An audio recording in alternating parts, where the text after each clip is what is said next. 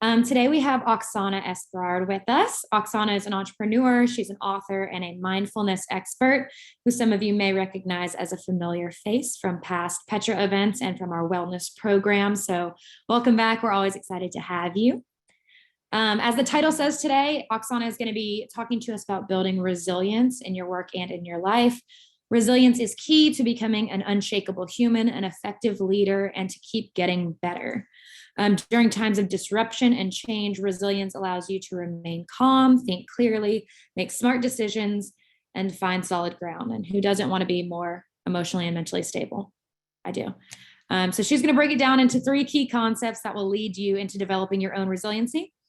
One of those is mindful leadership. 2 is coping with change. And 3 is overcoming negative emotions.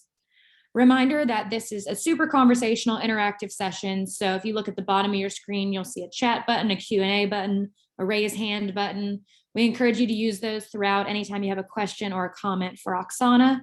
Also, this session is being recorded and you will receive a recording and recap in the next 24 hours. So without further ado, I'm going to let Oksana have the floor. Hey, well, thank you so much. I'm thrilled to be back. We did a number of those already with Petra, and it always feels like a family, and I'm recognizing some of the names here, so that's heartwarming. So thrilled. And those of you that I haven't met before or not familiar, my name is Oksana Esberard, and we will be talking about the topics that Leah outlined. I will be using the combination of the slides, exercises, and the key to this one is your participation. I learned that the lecture style puts people to sleep, especially via Zoom. So if you could interact, that would be wonderful and fantastic. And any questions are super welcome, or shared experience. You can do it via chat, you can do it with me. So let's dive into the topics. I will share my screen to start with, and then we will kind of go on and off from that. So today the topic is resilience, but we'll go through it at a different angles. And we'll have different tools, techniques, and takeaways for you to implement right away. We'll start with mindful leadership because all of these things are really interconnected, and we'll finish with some of the conversations and emotions. And as I said, we'll sprinkle the practical tools throughout. But first, I wanted to start with a little joke that is truth in some, oops, jumping ahead. Oh my goodness. All right, this is the joke. So we have a perception of our self-awareness and how others are aware of us. And a lot of times we feel like we are so clear in our communication. And when you ask your spouse or partner to do something, they just get it, they do it right away. And everything is smooth within the families. When you communicate to your employees, the same thing, we never get miscommunicated or misunderstood, right? Unfortunately, what we think about ourselves and how other people perceive us sometimes may not come across as we visualize it. And that's where mindful leadership, self-awareness, and awareness of others really, really come handy. However, those of you that have heard me speaking about mindfulness before, that's not the major aspect of it today. What I want to talk about is the process of metacognition, because that's what mindfulness trains, and that's where the biggest pitfall comes. So if you're familiar with the subject of metacognition, you read something or you've heard about it and you practice yourself, you know that it's ability to think about your own thinking. It's ability to cognize your own perceptions, your own learning process, and other things. There are 2 typical aspects to the metacognition. One is the cognitive process, and one is the cognitive belief. And I want to really spend time there because a lot of times, none of us have problems with cognitive process, especially if you've been developing yourself, being in self-leadership for a long time. So cognitive process, some of the examples here is setting the goals, right? I'm sure that most of you have done it for the new year and the quarter and the month and the week. reflecting on how we perform the task and going through the learning curve. Catching or overriding procrastination. I personally can catch it. I cannot always override it. I don't know how is it going with you guys on procrastination. I would love to hear what's going on there. And being aware of your own negativity, or some of you are familiar with inner critic, inner judge, someone who keeps pushing internally, or negative self-talk. Anything along those lines. Again, we could be aware of it, not always are capable override it, but it is the process of metacognition. Just the fact that you're aware of it already shows that you have the separation between you and it. And then we're constantly assessing how we're doing. How are we performing on tasks? How are we performing on communication? Are we liked? Are we disliked? Do we enjoy what we're doing? And there's constant things. And as I said, most of us are pretty good in the process of this side of metacognition. Where we fall in the gap is where we have our cognitive beliefs. And that's what could be called blind to blindness. You don't know what you don't know. And I want to ask you first, before I go into it and a little bit more what I mean by it, and we have a little exercise, what does that mean for you? When I say you have a gap in your cognitive belief system, that includes your past experiences, how could that impact your performance as a leader, as a professional, as a human being? What does that represent for you? You guys want to go ahead and put those answers in a chat? We'll be chatting about some of those. Yeah, I want a little feedback right now. That's why I stopped. So Leah, if you can tell me, like, okay, what is it for you that you're getting when you're feeling that you are not getting the cognitive beliefs as a support system for you? What does it recognize for you, blind to blindness? I think as a leader, that the blind to blindness can kind of affect the way that you see your own weaknesses. So, we have this narrative about ourselves that we want to believe, and how we've developed and how our opinions are formed. And that's not necessarily how our team or how the people we work with or the people that we are communicating with see that. So I think kind of having that wall up impacts, the way you see yourself versus the way you're actually portraying yourself. Yeah, you snart or you snug, right? Like the first slide that we did, absolutely. We have here Maggie saying maybe struggling to identify areas of improvement.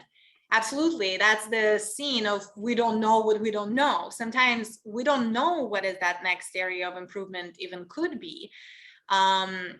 I have here, for me, I can tell I'm not being effective, but I don't know why. It is me or my delivery or what I want or need, or is it the other person? Yeah, absolutely. It's sometimes confusing of whether we're contributing, what does the productivity even means, right? Right now, there's so much pressure on that whole aspect of effectiveness, but sometimes there are not clear measures or outcome. Create biases. Yeah, absolutely. We have tons of biases in our brains, in our nervous system, in our society. We have a lot of conflicting beliefs. Have any of you guys heard of Dunning-Kruger effect? You can just put plus or minus. Leah, no, doesn't ring a bell. Direct sales, no, nope. Some, yeah, Petra office heard. Okay, so the majority have not. So actually, the Dunning-Kruger effect, it talks about the overconfidence syndrome, and it talks about the overestimating your capacities to deliver certain results. Some of the greatest examples are in politics. We have certain nations failed on the fact that the leaders that come into power overpromise and underdeliver because they're oblivious to certain economic tendencies, to how things interact within the grander picture.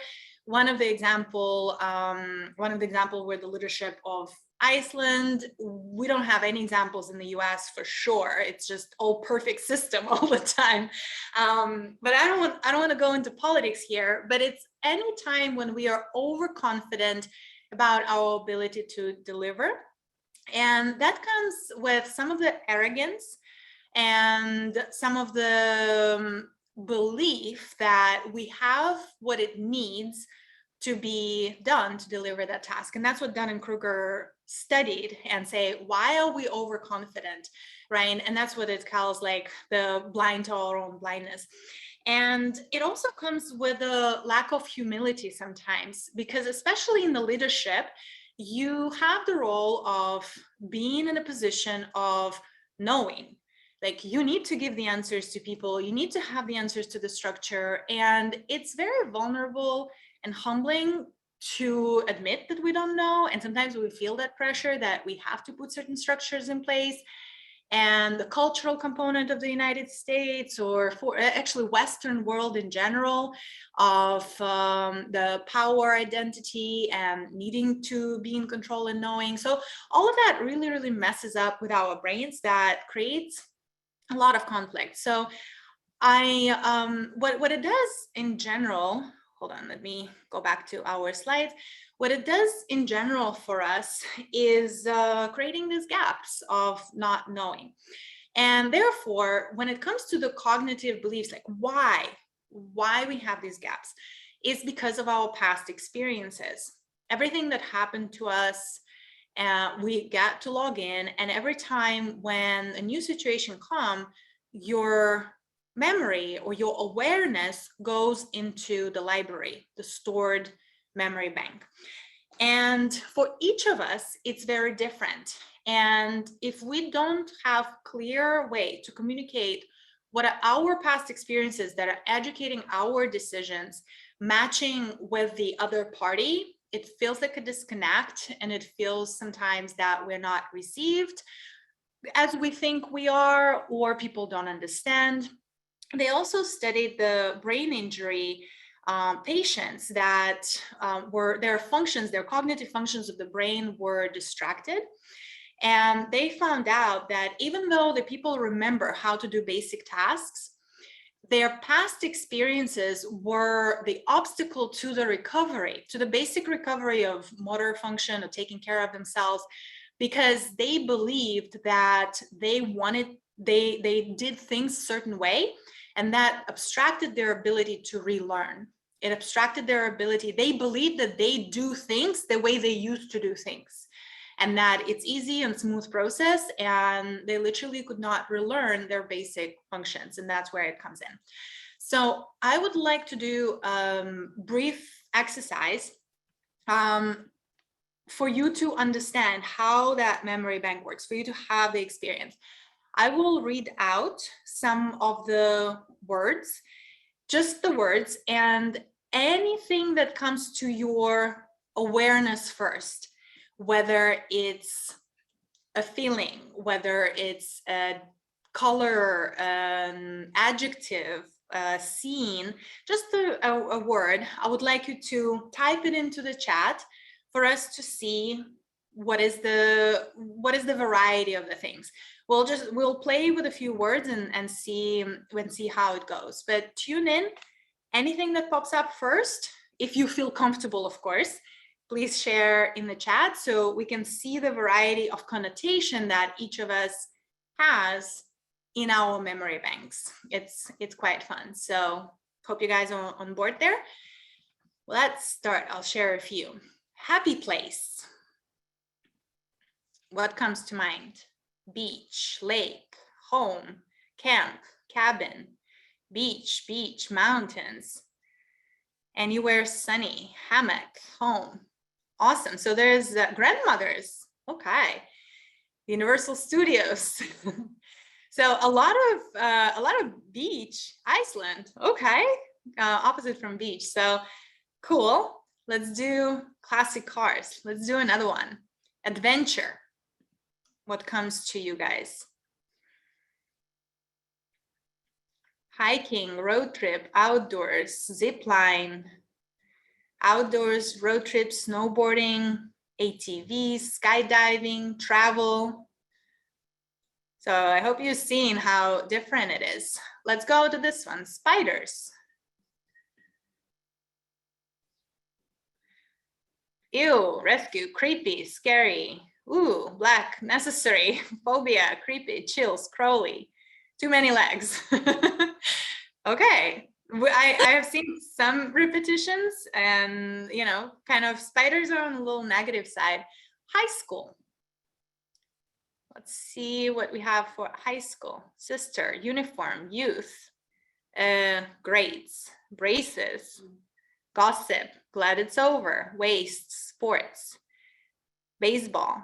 So I'm feeling here fun. So I see a clear mix here. Now there's no like a uniform thing. Now we have people that had, if you had a great high school experience, then it's something positive. It's something uplifting. If you didn't have a great high school experience, then it's kind of like, ugh.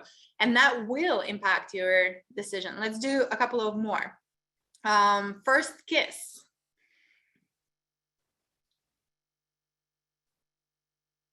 Ew, movies, awkward, not good. First love, parents' house, nice. All right, also seems like a little bit of mixed feelings. We'll do two more. Big mistake.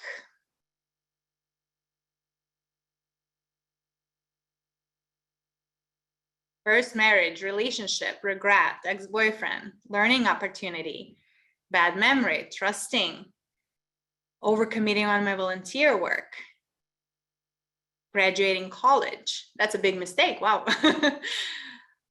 So yeah, you can clear compassion to others, so comparison to others, sorry. Yeah, it's interesting because there are some people that are already converting it as like this was a learning experience and the challenge, and for some it's still kind of a little bit on a traumatic side. Awesome.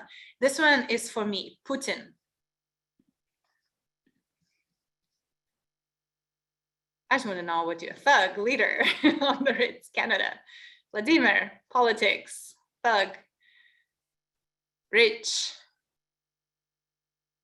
thug. Okay, there's a universal. Misunderstood, slimy, brilliant, powerful. Awesome. So we can keep going. It's a cute game, but you guys now can feel that just one word invoking connotation from different aspects of your lives and other things that you could be experiencing. And here's where the metacognition of those experiences will make the difference of how are you progressing as a leader. So I'll move into sharing the slides and I wanted to continue. So one of the things that actually shape our experiences the most is what can qualify as stressful or traumatic experiences. And these are exactly experiences that are building our resilience. So from one side, we want to avoid them, we want to minimize them as much as possible. But from the other side, that's the jam for our resiliency building. And we need to make sure that we understand the difference between stressful and traumatic events. Not all stress relates to trauma. Most of the trauma is stressful. All the trauma is stressful, actually. And when we go through moderate to severe stress that we constantly have at our works, at our everyday lives, there is literally no one in the modern world that owns one of these that doesn't go through stress anymore. So that's important. COVID, or what we are still going through, this is classified as a disaster. That I'll show you the stages of disaster, and that is definitely a traumatic event. No matter how you came in and out of it, it has been a traumatic event on a collective level. And as I said, resilience is a number one outcome from all the traumatic experiences and stressful experiences, but you can develop it intentionally too. And we would talk about the components of resiliency. So if you want to start developing it intentionally and put yourself through what's called positive stress, that will create the resiliency without you having to overcome certain things. So this is actually a graph that is used through behavioral response of disasters by mental health service organization, and it's a very widespread. It's a good visual to understand what is happening when your brain is going through the stages of trauma, the stages of stress. There's always pre-disaster stage. That is the baseline. Depending on how you were before any event happened, and we'll take COVID as an example because I think we're all very fresh in it and we're still reconstructing ourselves. But before COVID, different people were at different stages. Me, for example, I was divorcing. So I already was not getting into a good balanced state over there before the COVID hit. I was actually looking forward to March as my reset month. That was kind of done and I'm moving forward, I'm starting my life, I'm pushing my business, and then COVID came. And so depending on how you are at that time, that will impact a lot. When the impact happens, generally, people go into the optimistic, we can do it, let's do it, we can overcome it, this is a challenge, there's strength, and it builds up into this what's called honeymoon stage. And then slowly, especially with COVID, we go through the disillusionment. And what is specific to the situation that we went, again, depending of what is your specific scenario, like there were a number of different variants of it. You might have family members that were impacted at different times. We have these trigger events that are like disaster cascade. And that's why the recovery with COVID has been really different for different people. You talk to someone and they're very optimistic and they're ready to go outside and have social events, and you talk to someone else and they're like, absolutely not even getting out of my house. And so there was a lot of this ups and downs. And so disillusionment, between the time of the impact and disillusionment, that could be anywhere between 6 to 8 months. Hopefully all of us here in this call are already in reconstruction phase. But even in reconstruction phase, it's not really just all up. There are little hiccups. You got sick again, or your kids got sick, or the school got closed, or the offices got closed again. And so we're going through this stuff. I wanted you to guys comment, where do you feel in regards to all this COVID situation and your emotional situation for the last 2 years? Like, are you, which stage do you feel you are? Maybe it's a little tiny setback. Maybe it's another trigger event, maybe it's full reconstruction, and maybe you're completely recovered and you're feeling strong and confident. I want just to understand a little bit. Could you share with us in the chat? Reconstruction, but setback a big due to Omicron outbreak, reconstruction and working through grief. Disillusionment, okay, reconstruction. Still disillusionment, reconstruction, and living with COVID. More reconstruction combined with grief. Yes, it all depends what are the events that has been happening in everybody's life. Reconstruction.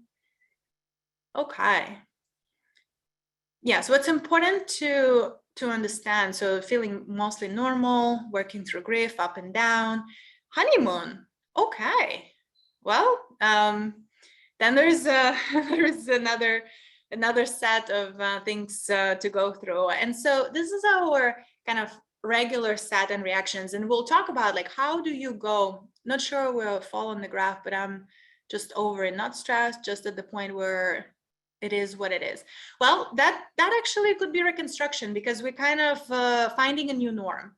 So resiliency is that adaptability. So we'll talk about some stages, and if you're adapted to the point where it's become normalized and this is what it is we're living in, it's the outcome of the resiliency. So that's perfect. I wanted to make sure that at any point that metacognition, self-awareness, mindfulness that we started with, self-leadership is all about understanding where are you at. So how long have you been pushing yourself? Are there any symptoms that you kind of been dismissing? Overly stressed, overly emotional with yourself and others, having difficulty to focus and concentrate, forgetting stuff, being on high alert, not able to sleep. And these are all things to pay attention to, that maybe you need to switch the gears to start creating the resiliency versus keep pushing it at the level that you have been. As I said already, out of all the stressful events and adverse experiences and traumas, resilience is the number one outcome. And that's a positive thing. That's a great thing.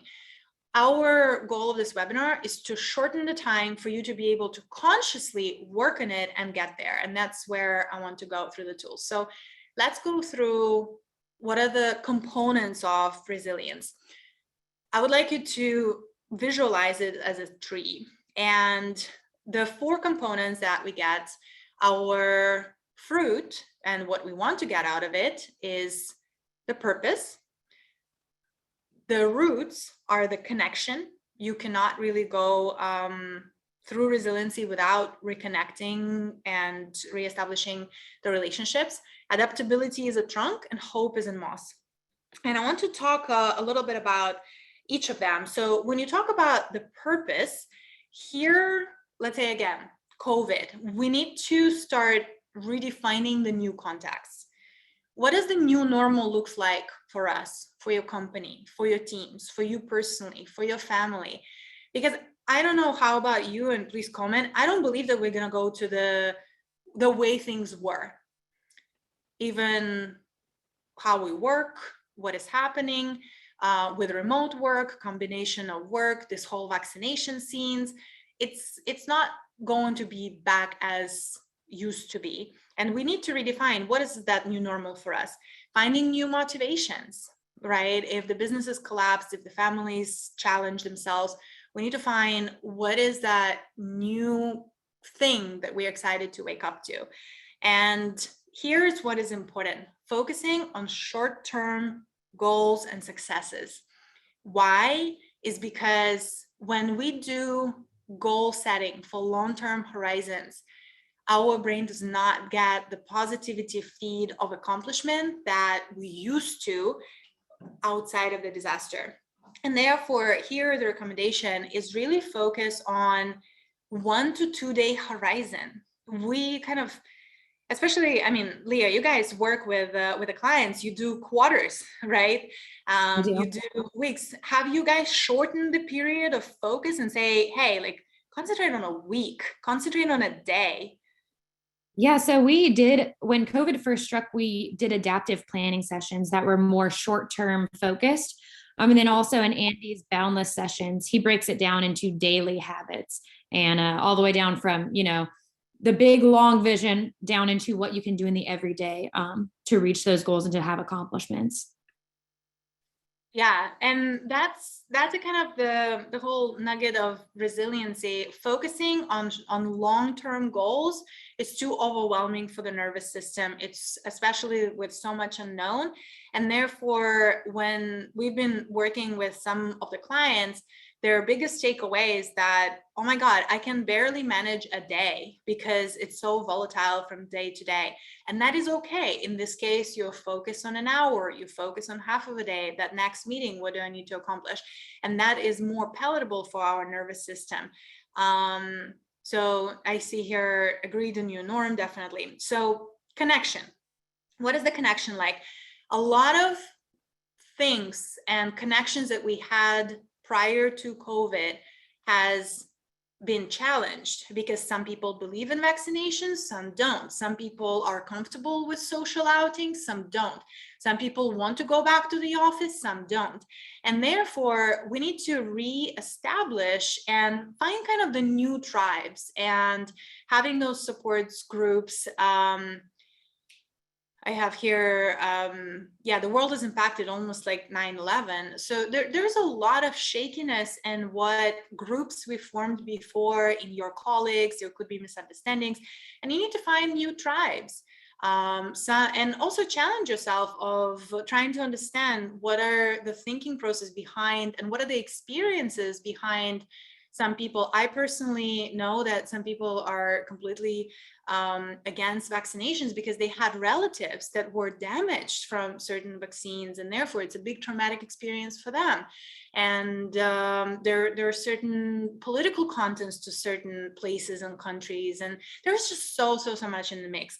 So finding new creative ways to connect, if we cannot be all in social gatherings and go out to games and have movies and do all these things, what is this new way that we can all enjoy and yet remain social?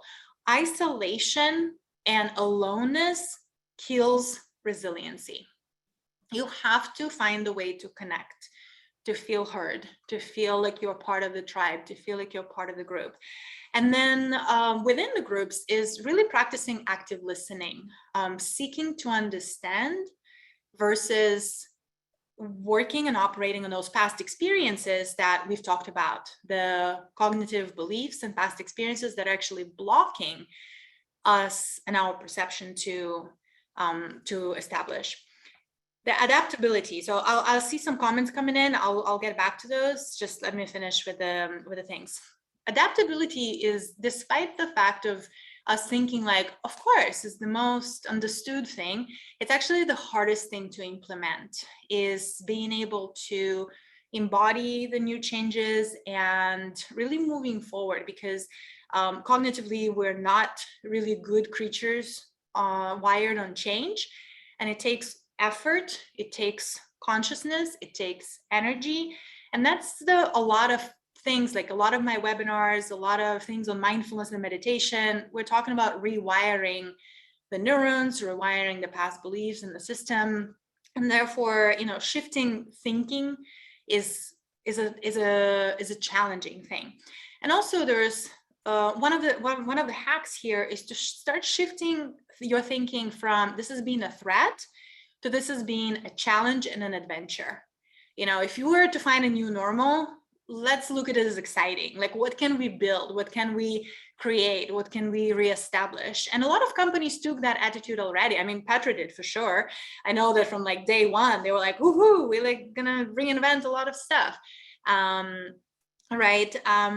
Another thing to grow confidence and adaptability is do small bites, going into very small things, and having a committee and a support group, someone to challenge your way of thinking, that you would be open to hear and listen. Forums, groups, interest groups. So it's kind of common thing whenever you surround yourself with people that agree with you all the time, we cannot create adaptability. And then the last thing that is a result of adaptability is hope.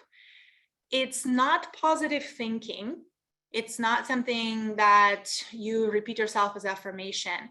It comes as a natural byproduct of you genuinely accepting the new way of the things they are. So I love when somebody wrote there saying, it is what it is. And hopefully that's written in that hopeful manner that now we can all move on and we can grow and evolve in the way it is.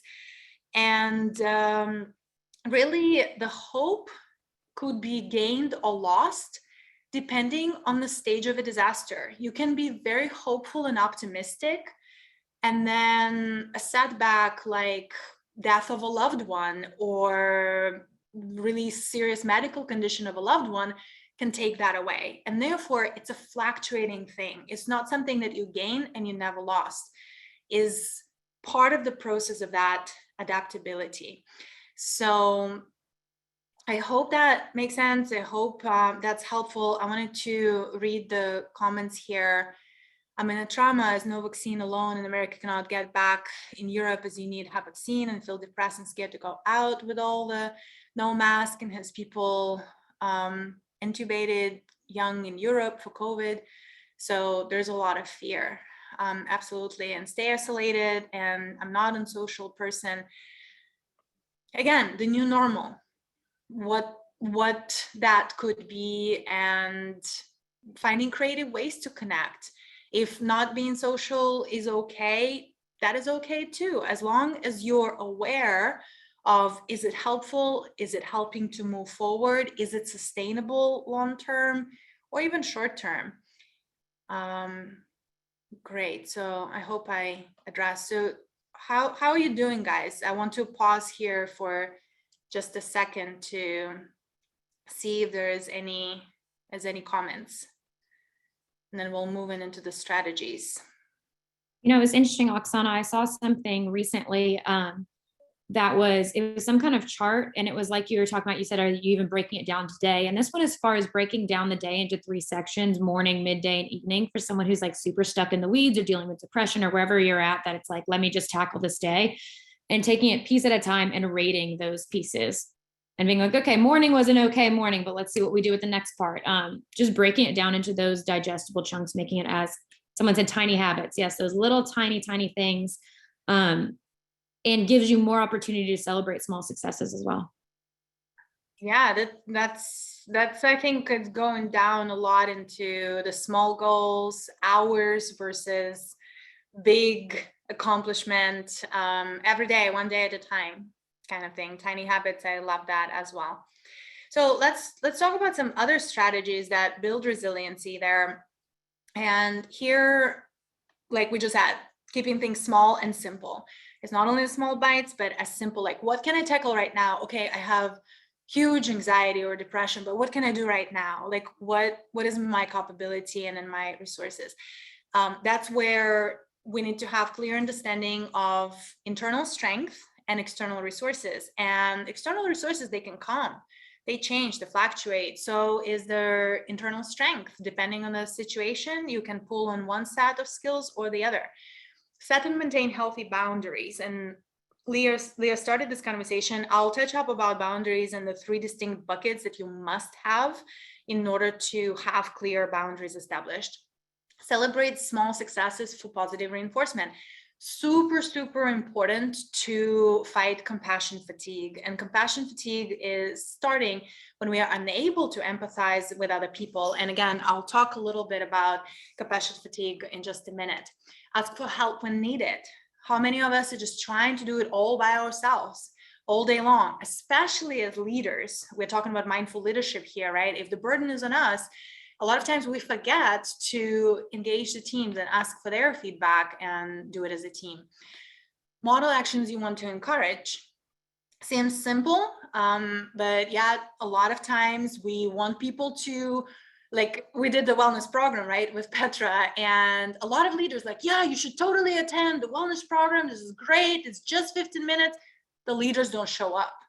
And that is like, okay, how you expect your people to do it if you're not showing up there, right? So kind of like do as you say, and then practice effective communication. That's what I want to spend a little time on to see how we can improve that. I wanted to see, is there anything that you guys would add? What helps you? How do you build resilience in this crazy times?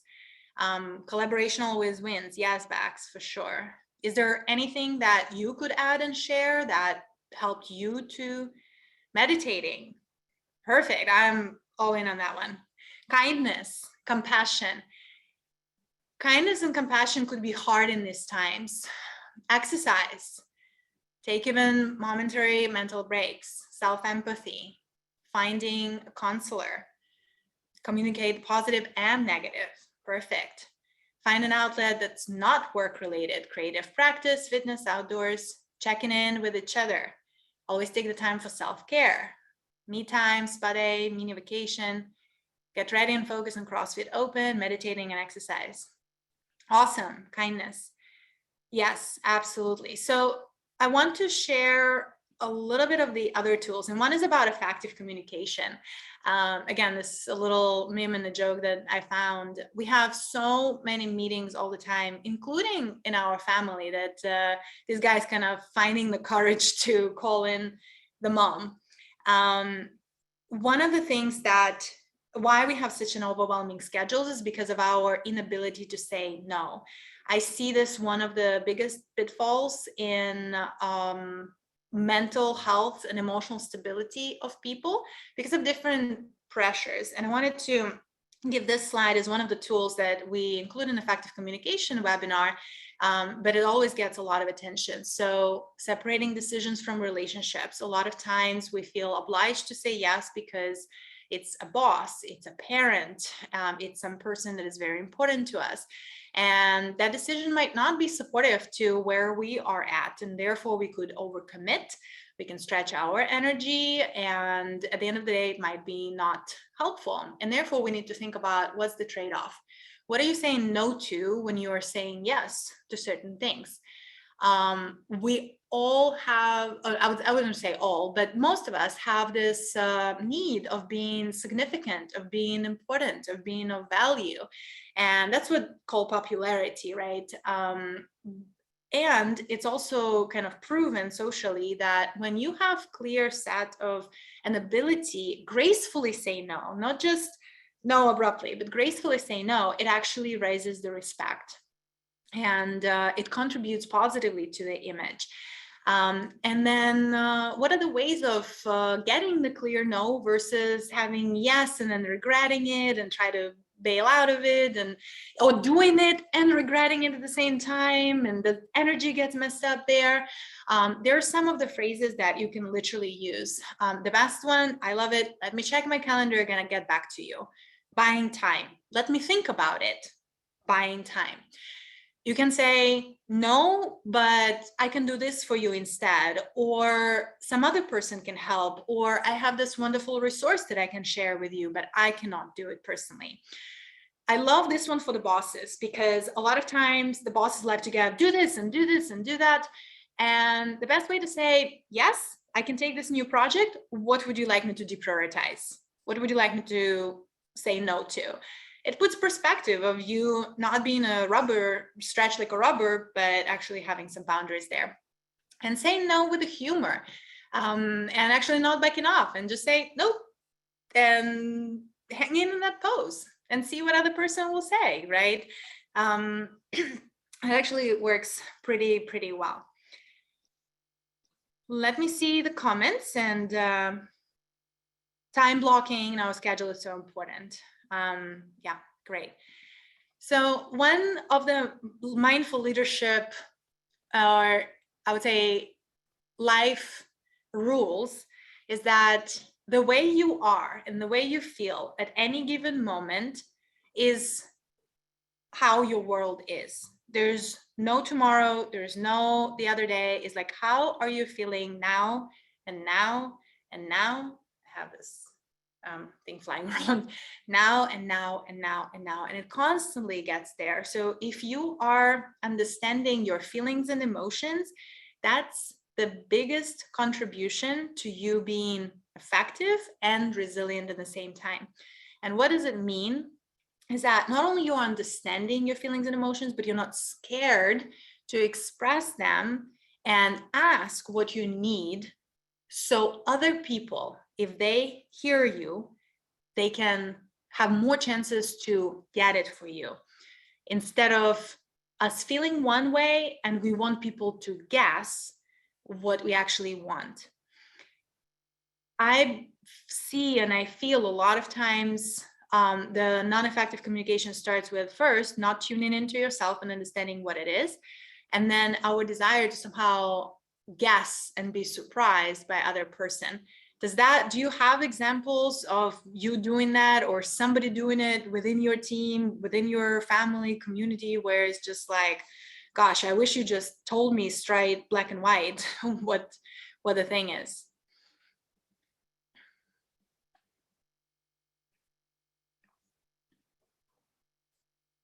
I wanted to see if you guys have the ability. I guess everyone can communicate and have their feelings expressed. That means a lot of happy marriages.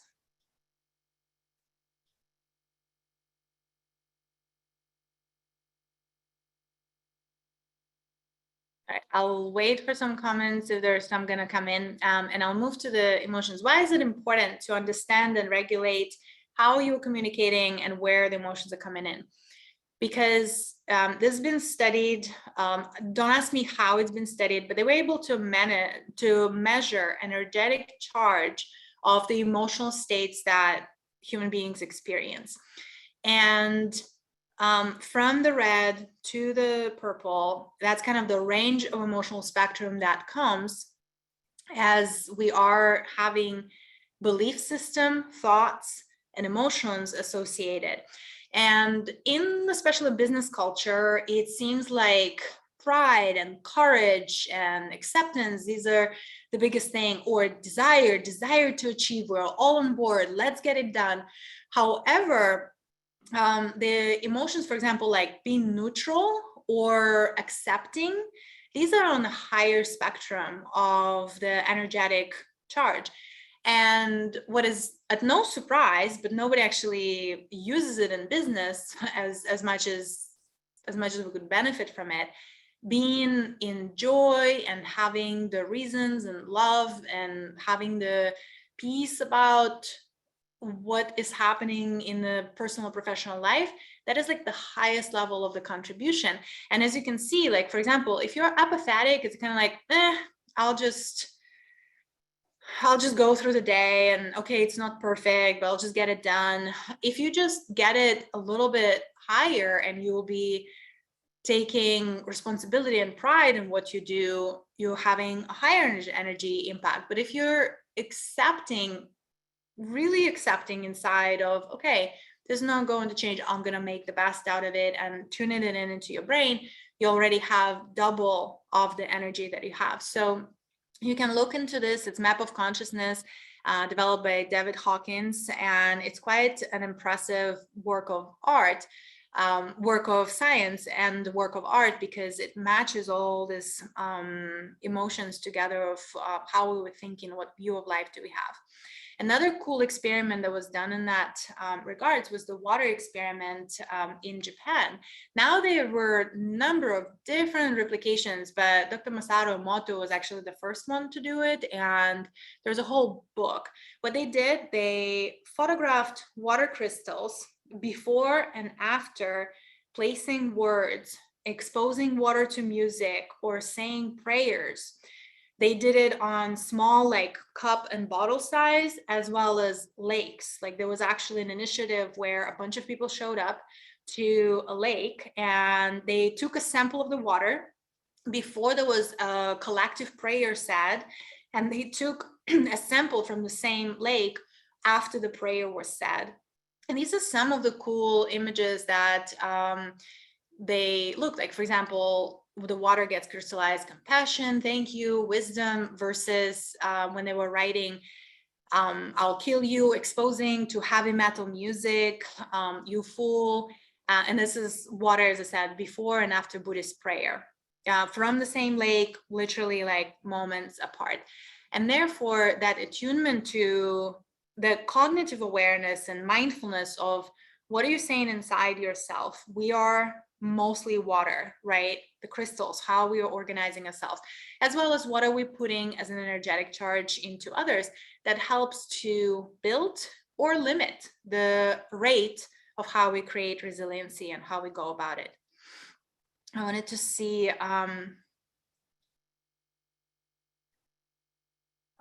emotions dictate our energy, as this map interprets. Yes, absolutely.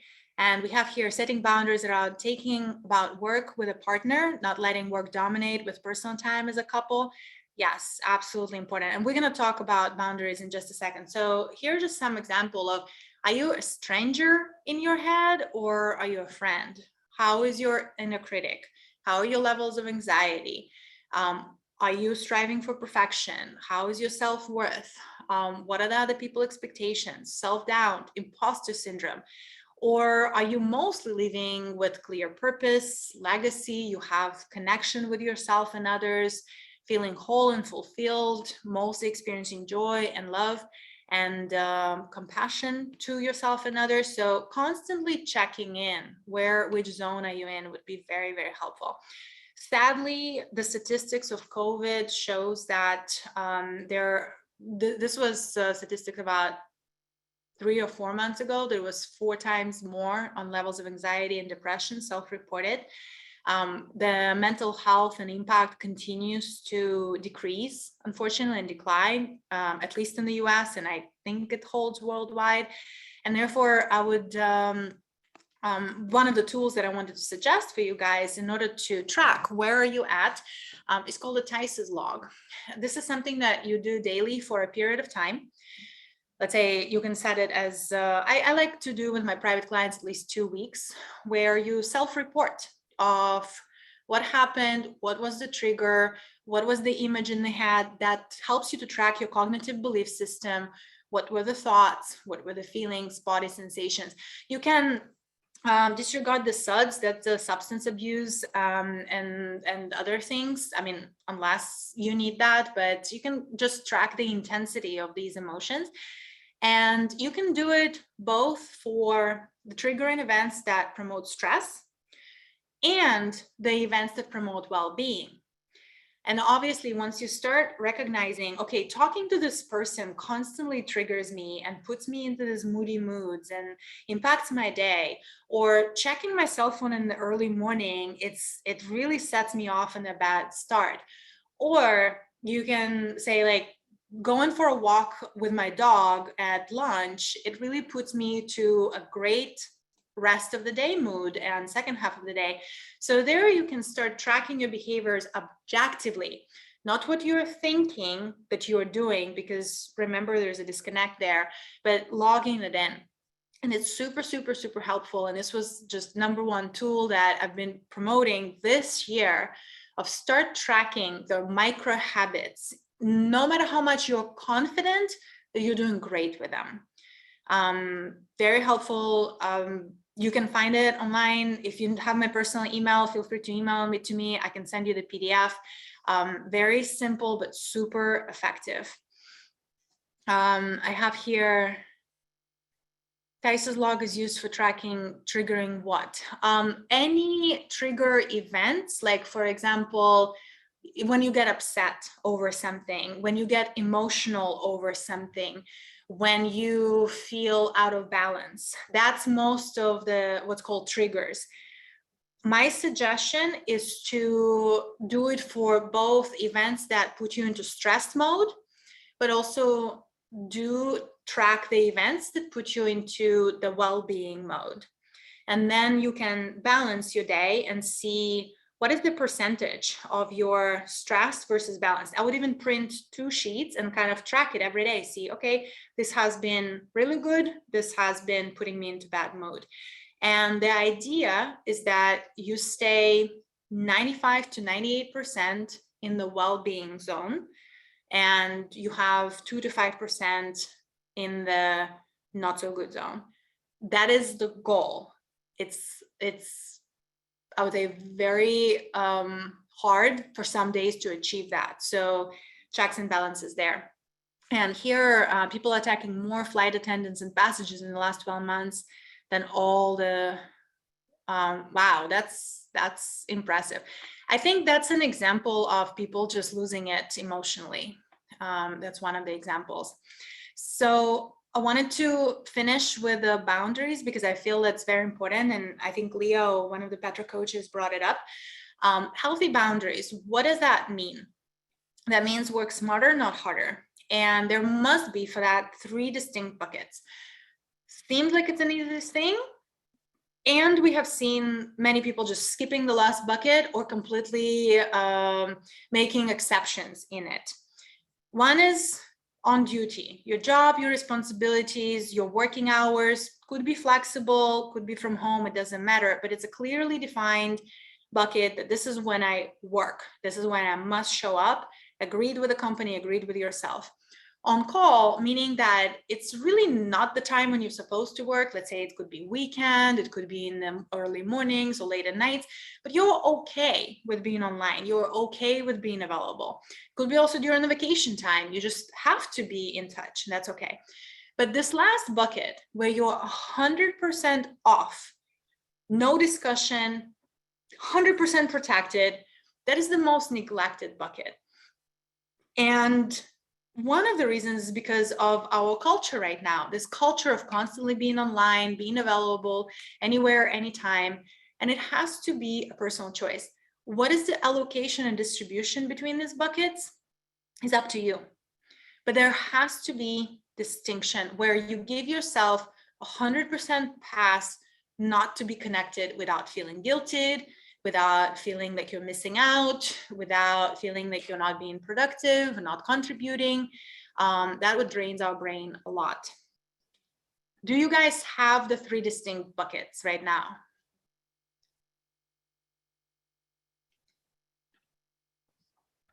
Who does have all three? Here's my email. So you guys can have it. So no, yes.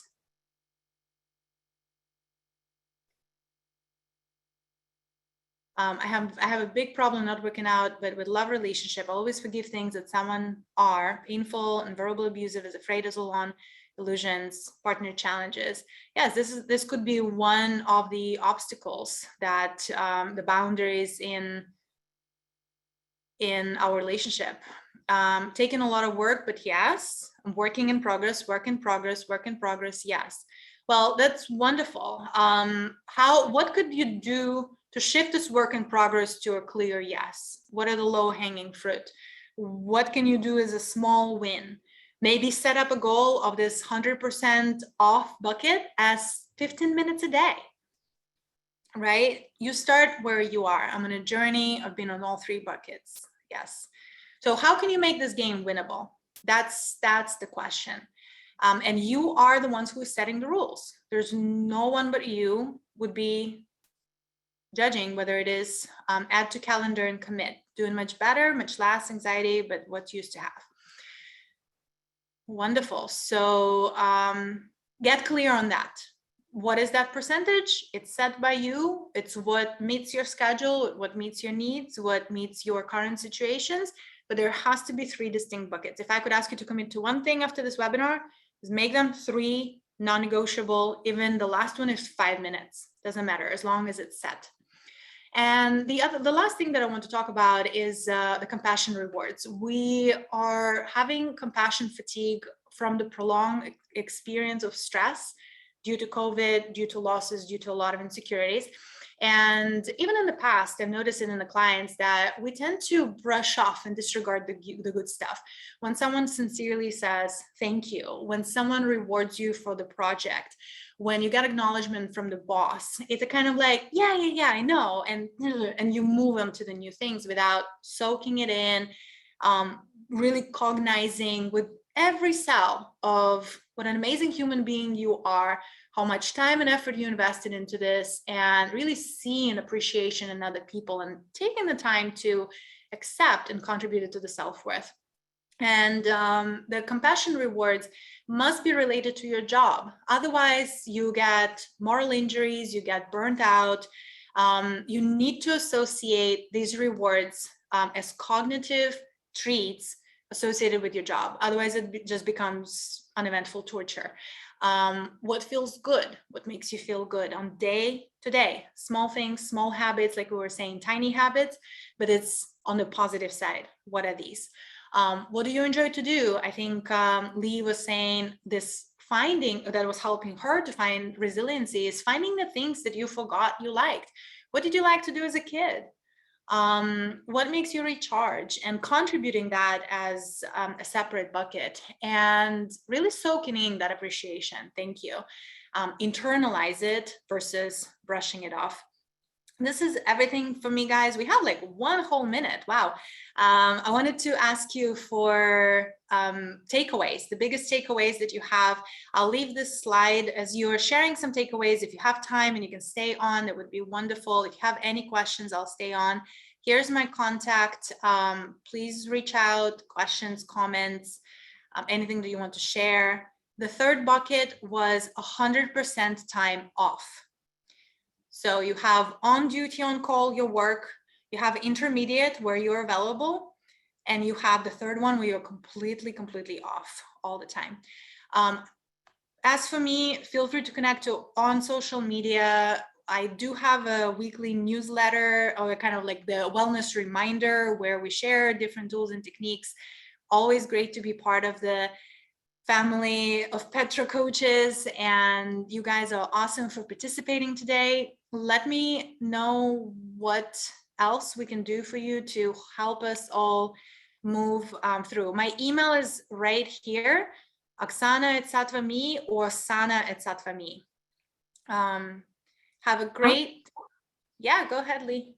Leah. Okay, well, I want to thank you guys so much for attending. You will receive a recap in the next 24 hours. I got a few questions about that. It'll have resources, it'll have a recording, and I'll include all of Oksana's information so you can subscribe to her newsletter and contact her. Be sure to check out petracoach.com and click our events tab to see all of our upcoming workshops and webinars. You can also view some of our previous ones there. And as always, if you have any further questions or we can provide any additional help for you in your organization, reach out to us at info@petracoach.com. Oksana, I think there's a few requests. There you go for your email. And thank you so much for being on with us today. Everyone have a great Monday. Thank you, guys.